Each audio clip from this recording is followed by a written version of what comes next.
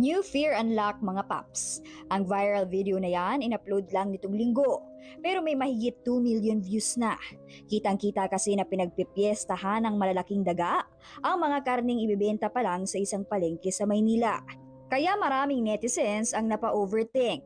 Nakalagay din kasi sa video na kaya raw pala may mga taong di alam na may kidney failure na sila. Ano nga bang say ng kidney Dr. John? Yun yung nakita ho natin sa viral video, although possible naman ho talaga no, na magsisimula ho muna yung sakit sa leptospirosis, tapos magkakaroon ho ng komplikasyon na acute renal failure. So, meron din naman hong possibility.